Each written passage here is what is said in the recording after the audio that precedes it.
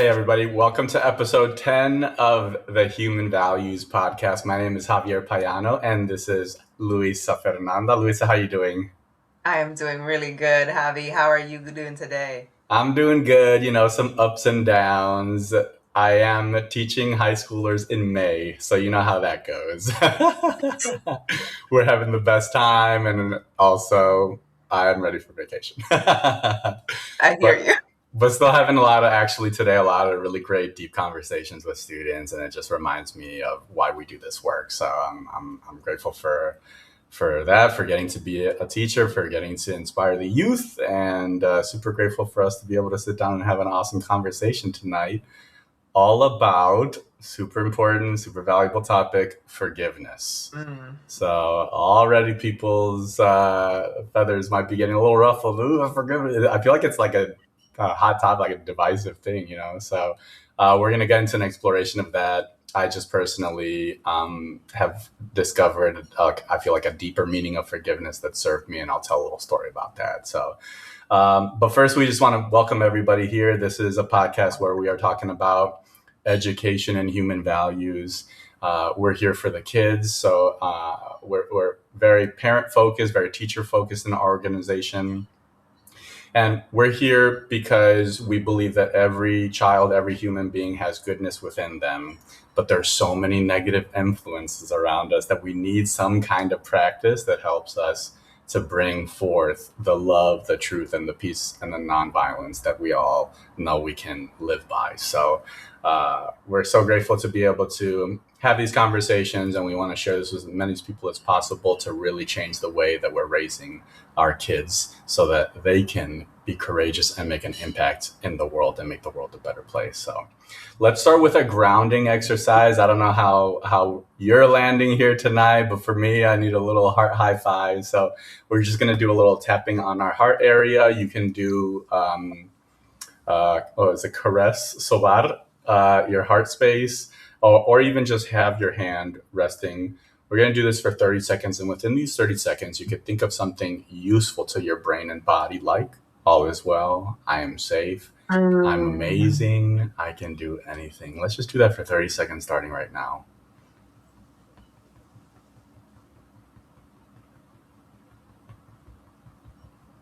Take a deep breath in and out. Wiggle your fingers, wiggle your toes, stretch out your arms and legs, stretch in any way that feels good. So grateful to Ah, be together again. that Ooh, was how the does that feel, fastest Queen? 30 seconds of my life. Oh yeah, that wasn't 30 seconds. I probably felt the pressure of like, what? So silence for 30 seconds on the podcast. I'm not grounded. I need another round, but let's just keep moving forward. So uh, the the idea of forgiveness is an interesting one for me. I think it's a very important thing to talk about when we're talking about our kids. As a teacher in the classroom, I see how quickly things can escalate, how conflict happens, and that students in general, it's a challenge to have the tools for conflict resolution, right? So we have that kind of traditional notion of what forgiveness is. Someone does something to you, and then like, hey, say you're sorry. Oh, okay, yeah, that's kind of how like we, like force forgiveness a little bit. So I think there's already a challenge with having a good relationship with forgiveness. What even is forgiveness, right? And who is it for? So the Mm. episode title is Forgiveness is for Me. And that's going to be a little bit of a hint already. So if you're okay with this, Luisa Fernanda, I'm going to go into my story right Yeah. now. This is a very deep personal story, and it's about my older brother, David Jr., DJ. So I'll start by just sharing my earliest memory was in Dominican Republic with my older brother, DJ, playing The Legend of Zelda on the original NES, baby. Woo! And like being so excited, and he was such a great guy. He taught me about video games, of course, taught me about music. He was the one who introduced me to Michael Jackson and Nirvana and all these amazing artists that I love. He He was super funny, loved comedy, and he made fun of me relentlessly, which I didn't appreciate when I was younger. But it's that's a part of building relationships and getting along and learning to not take yourself seriously. So I learned a lot of incredible things from him, how to live really. He was a great example for me. So he had moved to Tucson. This was in my last year in college, and he was living in Tucson. He had gotten engaged, so he packed up his apartment. He put all his boxes in his car, and he was getting ready to move in with his fiance. If you've ever been to Tucson, it's such a beautiful town. It is in Arizona. It's surrounded by mountains. It's like picturesque, so beautiful. So he Mm. takes the scenic route. He's driving along, stops at a red light, then the red light turns green. He goes, and then unfortunately, someone slams into his driver's side door, who seemed to not even put the brakes on. And he unfortunately passed away on the scene. Now, I'll never forget my mom's voice when she got the phone call letting her know what had happened. It's just still in my mind. And I, in the days and weeks after that, was kind of just like, you know, uh, walking in a haze. I've talked about this before. I'll talk about it again. But like I already at that time was like very people pleasery and Mr. Cheerful. Mr. Cheerful is something I call this version of Javier, who was like, I have to be cheerful so that other people around me can be happy, right? So that's how was showing up. I was showing up to school. I was already teaching in an after school program. So I was showing up to my students and just being Mr. Cheerful, But my good friends, they were like, wait, what's going on? Like they could see through the veil, right? So I'm grateful for those friends. But I was just doing my best to keep it together at that point. Um, Dealing with the grief, with the pain, with the loss. Uh, and then something transformative happened shortly after that. I don't remember if it was like a post on Facebook or a group chat with me and my family members.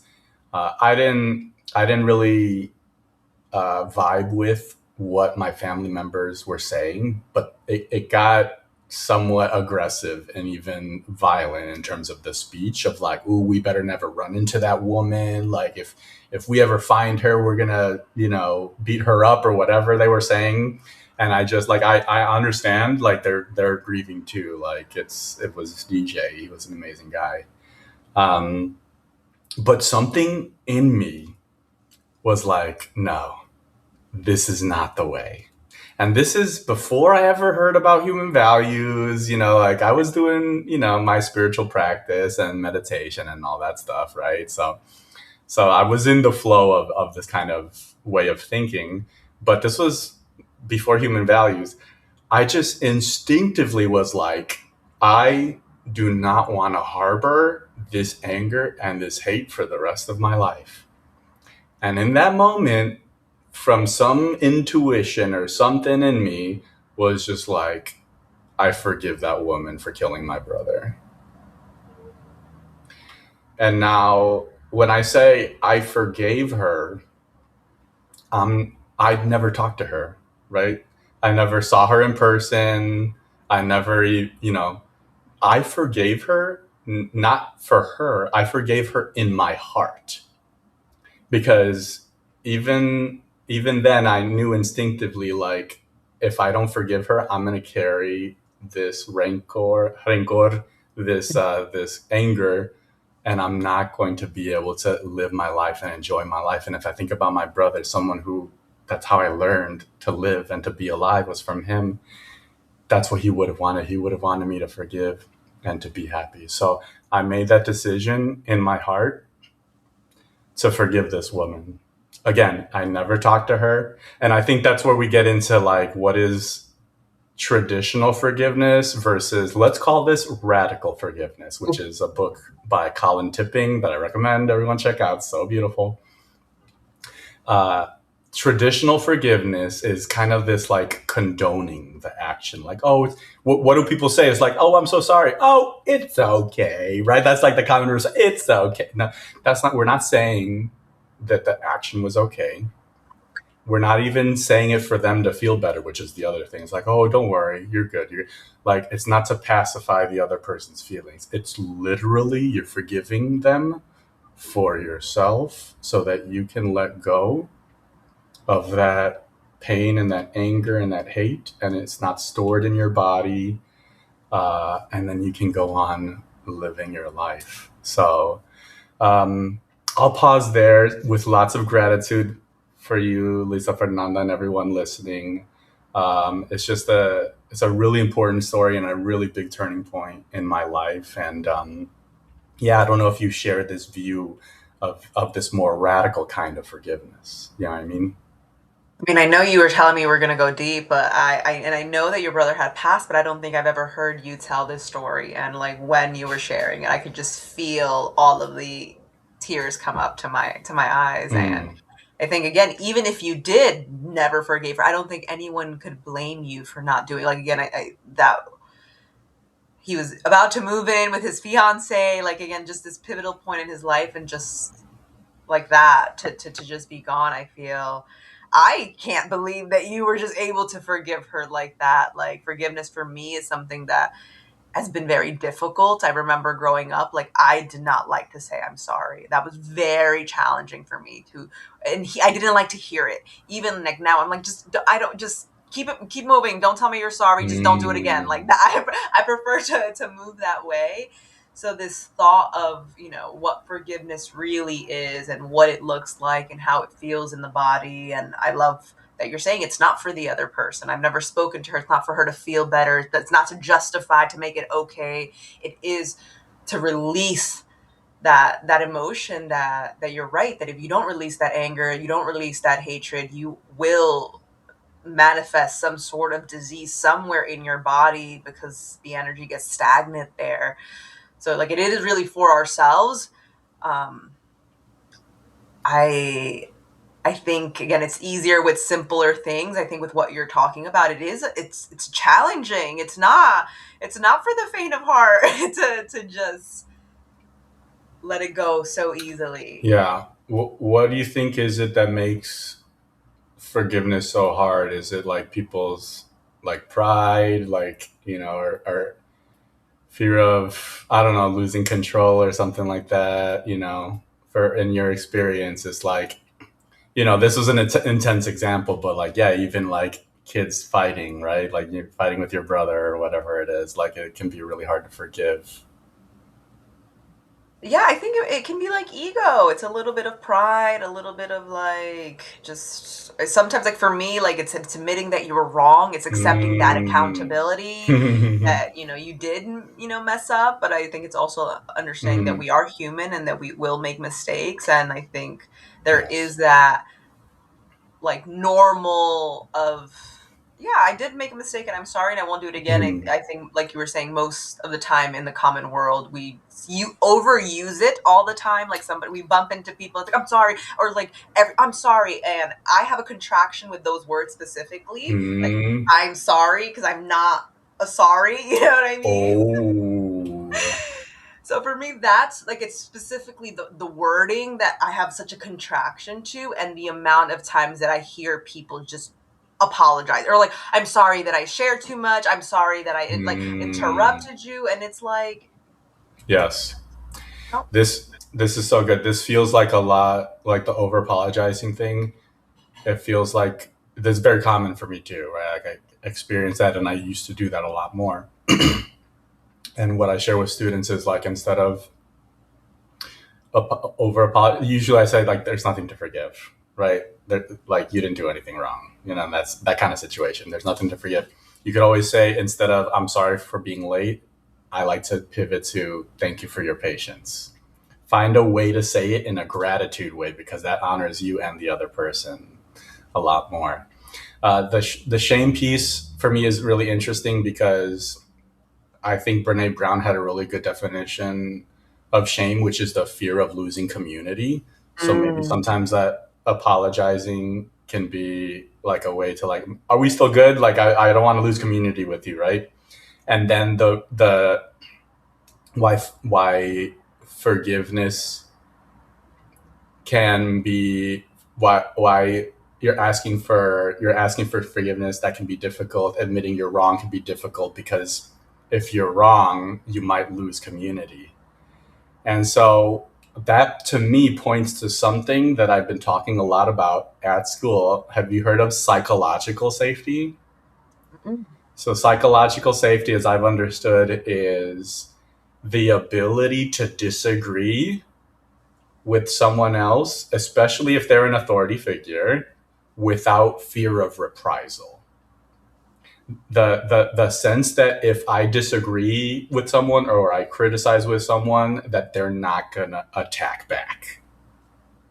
So if you're in a situation like, if you're a supervisor over employees, or you're a parent, with your children, or a teacher with your students, if you are getting this sense that the students aren't saying everything to you, or they're hiding things or holding things back, they might just not feel safe, sharing those things. So a lot of the work that we're doing is about making it safe to share things, even if you disagree. So, and then for the community piece, the shame, we're afraid of losing community. We don't want to be wrong.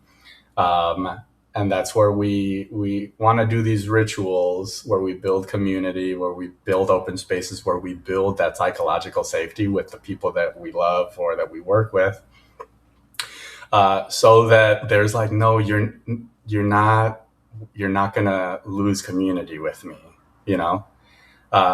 So there's a lot of different ways we can do that, but essentially it's about opening up and making it safe to opening up and share what you really think. So I appreciate that we're having this conversation right now.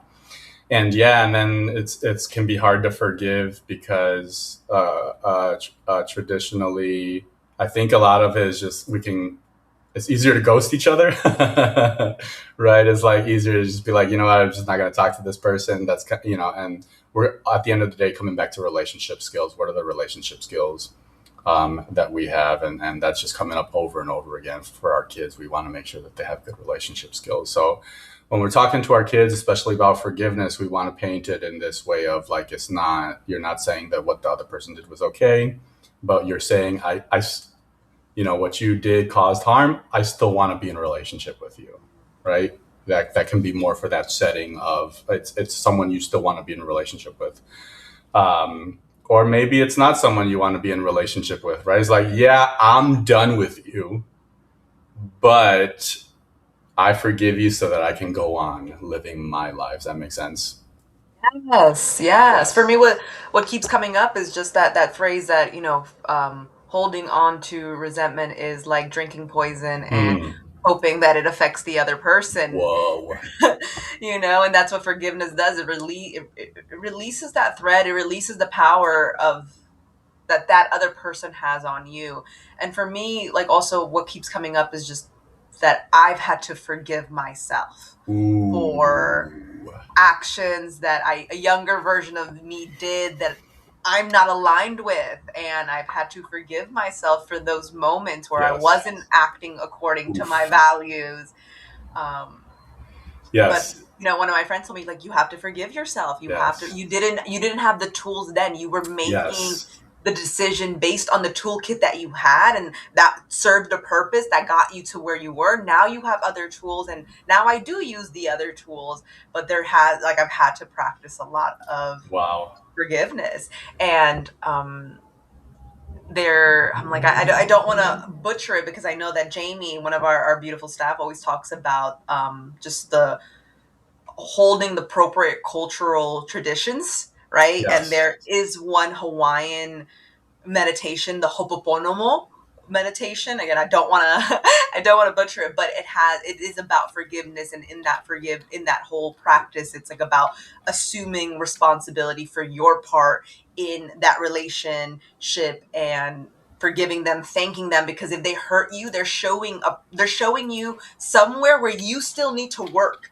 So thanking them for being that mirror, because you hurt me, but it showed me where I still need to heal, and that is a gift to me, because I can't heal by myself. I need others to help me with that. Yeah, that is so good. This idea of forgiving yourself, that landed so deeply with me. It's the phrase I repeat is forgive yourself for what you had to do while you were in survival mode. That was the best you could do. That was the best you could do back then. And the thing is, if I apply that to myself, then I have to apply that to other people. I'm like, that guy's doing the best he can. Really? Yes, really. That's the best he can do. Right? That's the challenging part.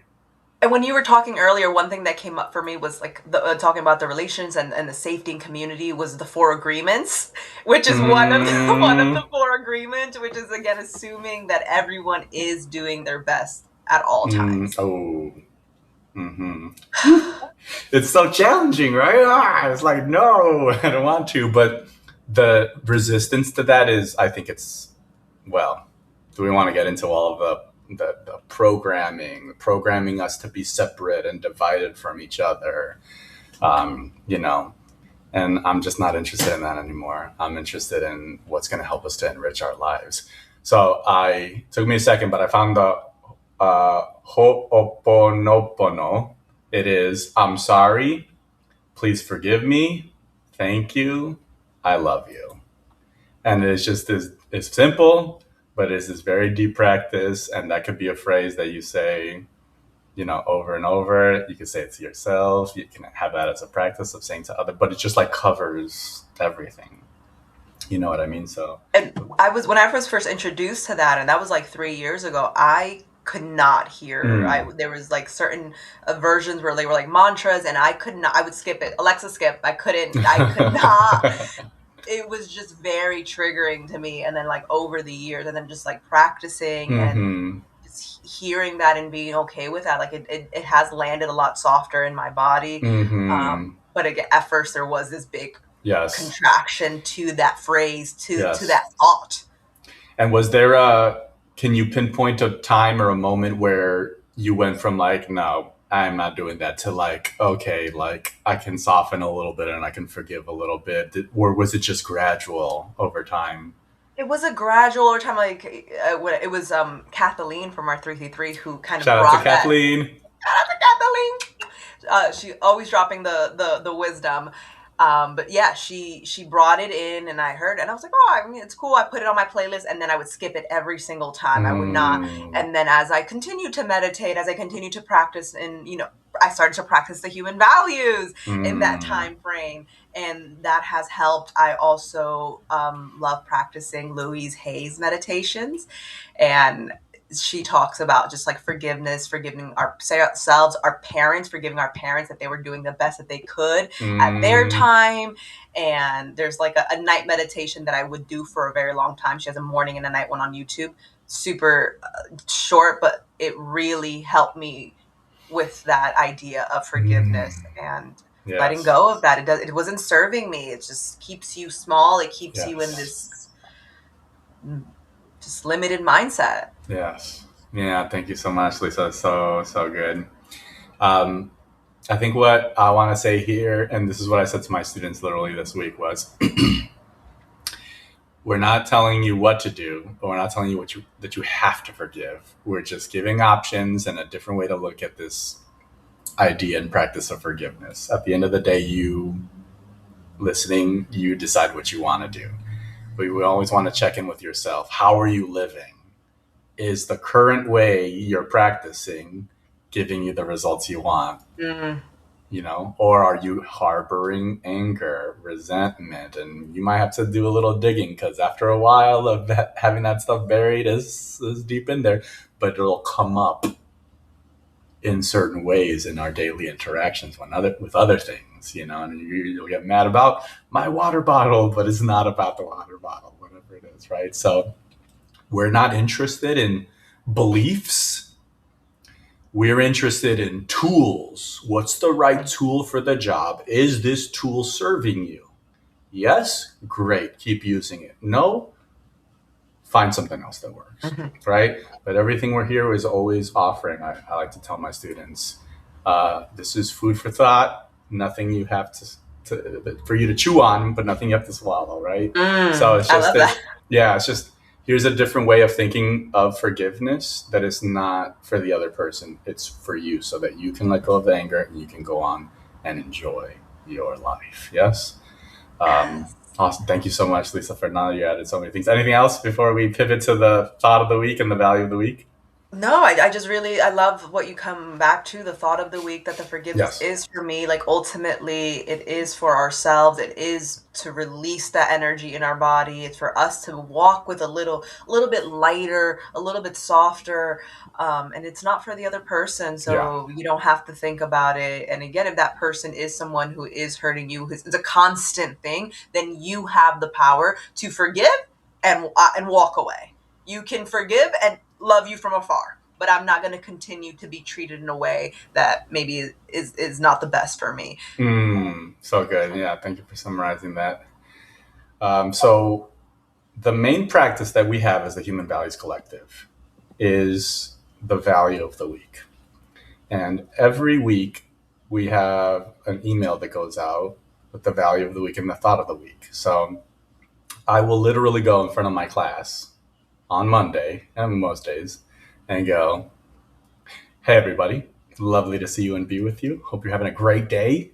Hope you know how amazing you are. And then I'll go through the lens of truth. We're inviting you to practice the value of the week, forgiveness. And our thought of the week is forgiveness is for me. Let's say it together. 1, 2, ready, go. Forgiveness Forgiveness is is for for me. me.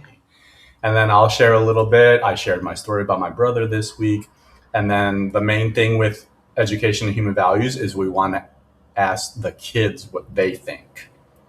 Because adults can fall into the trap when working with kids is you think you're asking them what they think, but really you're wanting to tell them, you know? Or I've seen some teachers and some parents like ask the question and then when the kid says something they're like, "Oh, but not like that," you know, and then that totally shuts down the kid. They never want to talk again, right? So it's super valuable to start you often, you know, especially when they're a little older becoming teens, they might need a little bit of model. So you share a little bit of like, what do you think forgiveness means?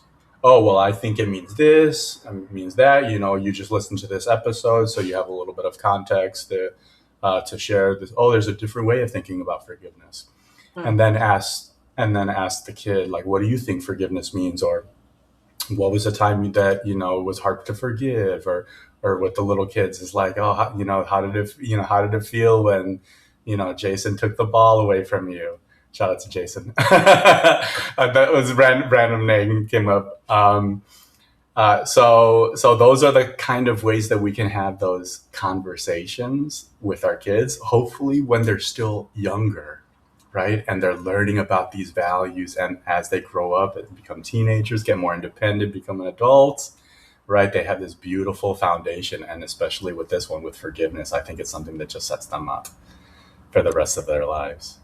I was going to say two things that I would love to highlight that when you began to share in your classroom that the keywords that you said was we invite you to Yes. practice. I Yes. love that specific, the invitation and Yes. not just practice this. Oh, yeah. I think that that's very, very just key in any relationship.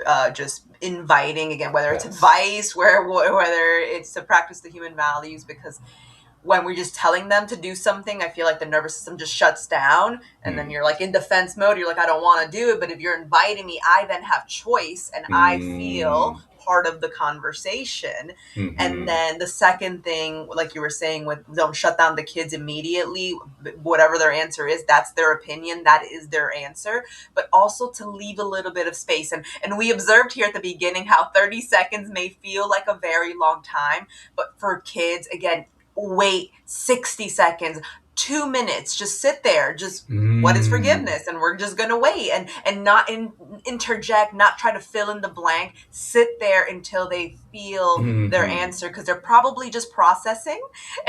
And I feel like children sometimes process a little bit slower, or they're really trying to give you a good answer. So just being mindful that ask the question and then just wait. Hmm. Yeah, that's so good. In education, we call it wait time, literally. Sometimes I'll even say like, "Oh, I want I want Andrew to play number six, but let me remind you about this fret on the guitar, right?" And that gives Andrew a little bit of time to like get ready to play, you know? So it's like asking a question and like waiting. And it can feel so uncomfortable. And like you're waiting forever. But it is so worth it. You will get more. And then, especially with boys, because we all have this Yes. conversation of like, oh, boys don't talk, they don't share. But especially with boys, like give them even more wait time. And then they'll say something and then still keep listening after they said it. And they might say a little more, right? Isn't that Yes, juicy? yes. Literally, there's a book called The Queen's Code by Alison Armstrong, another amazing book for all the moms listening. Um, and they literally talk about that, where Mm, she says, men, if you're trying to, make a better relationship with your husband, wait, just give the pause. I know for women, we bounce off quick and we want to just come back and forth, but men, again, they really want to process. They're thinking a little, the way that the brain is set up is completely different than women. So being mindful, especially with the younger boys, the teens, to wait and then not interrupting them, letting them finish, and then they will say something like, okay, that's it, that's what I feel, and that's yeah. how you know that they're complete with their Yes. thought. Yes. Oh yeah, we use the phrase, right? I am complete. It's like that's how you know I'm done. Well, you don't have to do all that. I am complete, and that's cringy. Oh, it's a little too cringy for me yet. No, but what we do want to invite people into is something that we have recently started creating and distributing at the Human Values Collective. We're super excited about our conversation cards. So now the value of the week comes in the form of a conversation card, and that's an email that goes out every Friday morning. And it is a very short, and you can download it to your phone. You can print it, put it on the fridge, or just have it on the table. And the idea is that we do a Sunday night dinner. And at the Sunday night dinner, after everyone's got their plate and their food, then that can be one of the things that you talk about at dinner is those conversation starters. And it introduces the value of the week, the thought of the week. There's a little blurb explaining, in this case, explaining a little bit about forgiveness. And then there are some conversation starters for elementary age and then for high school age. And it invites the parents to lead by example by going first and sharing themselves, and then inviting the kids to share. And it's always an invitation, nothing that people have to do. And the kid can always skip, and that's totally great. We want them to have that sovereignty, right? There's so many things kids don't have control over in their life. So if we give them a little bit of control, we might be surprised that Mm. eventually they'll want to share, especially if they see everyone else share. You know, if it's just you as the parent, you're just sharing, or, if you have a spouse, you and the spouse are sharing back and forth, eventually the kid's going to want to join the community, right? Because at the end of the day, we want people want to be a part of something bigger than themselves. And if they can feel that belonging there, maybe they won't be on their phones so much. But who knows? So Yeah. you can sign up for the conversation card at humanvaluescollective.org right on the front page. Um, Luisa Fernanda, anything to add there? I was gonna say, I just want to share the way that I practice the human value in my Please. day to day. When we get the email, I have like a fridge magnet on with my calendar, and it has different little like accessories. And on one of them, I literally just write the value in, so that whenever I'm in the kitchen and I'm walking by, I'm like, okay, this is the value of the week. Forgiveness is for Mm, me, and it's just constantly in my field for that week, which I think it's a practice. It's coming back to it, and we're gonna fall off, and one day we're not even gonna Yes. remember it. But then you're like, oh, the next day you're like, oh, this is the value of the week, and you'll Yes. see how it just the muscles get stronger and stronger. Like we Yes. talk about, it gets easier to forgive. It gets easier to have these conversations. And I completely agree with you that if the children don't want to participate, just continue to do it. And I know. Yes. For a fact that one day they will show up, and they'll Yes. they'll knock your socks off with the, Oh my the God. thoughts that they have inside of their Yes. heads. Yeah, this is so critical. Thank you for adding this little piece at the end here. That I understand the temptation to want a quick fix. This is not a quick fix. This ain't it. This is something that is going to be a challenging thing to introduce to your family. But once you start it, you keep going, and it might be cringe and kids don't want to do it, but that's okay. Like, you do it. Even if they fight you tooth and nail every time you do it, you'll be surprised, like Luisa Fernanda said, 5-10 years down the line, they'll be like, oh, but my mom once said forgiveness is for me, so I'm gonna go ahead and forget. And you'll be like, you were listening? That's how kids work, man. And not only that, not you were listening. My mom practiced forgiveness is for me. I watched my mom forgiving herself, and it's delicious when those moments come around. Oh, your example is your greatest teaching. Your example is your greatest teaching. So let's give the kids a good example. Thank you so much, Luisa Fernanda. I was going to say, I'm super excited for next week. I feel like we should let them know, because I'm like, when you were speaking about the cringe, I know that we have a parent that is very open about their older son and talking about how cringy it was. All right. Yeah. So we're going to invite for our next episode, Angela Eusis from the Eusis family.